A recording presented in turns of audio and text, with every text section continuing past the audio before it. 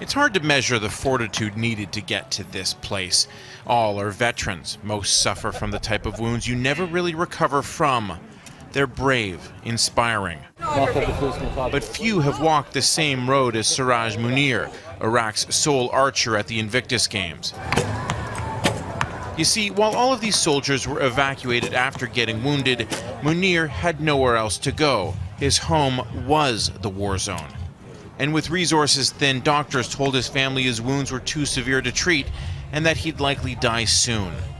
Fortunately for him, his dad was able to raise the money to put him in a private hospital, but even that came with risks. I was trying to recover, but my life was threatened in hospital, he says, and when I was able to go home, I had to find a new place to live because of threats from Al-Qaeda. It's a remarkable story, and he emphatically makes the point. It's not fiction. To fight through injury is one thing. To do so in constant fear is another. It's why Prince Harry hasn't stopped talking about the courage it took for men like Munir to get here. Everyone from Iraq, fantastic that you guys made it out here. Thank you so much. The athletes from Iraq and Afghanistan fought alongside coalition forces, although they still weren't sure what type of reception they'd receive in Toronto. As it turns out, they needn't have worried. It is hard to tell my real feeling. These retired soldiers are matter-of-fact about their injuries. Mohammed Youssoufi took a bullet in the back, leaving him paraplegic.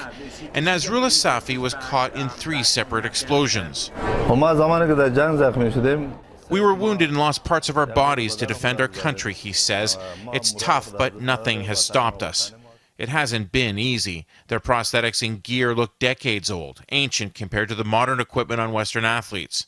In a few years, if Iraq's Munir doesn't get new legs, he says he'll be in a wheelchair. He, like the athletes from Afghanistan, expect their futures to be bumpy, but say that's okay.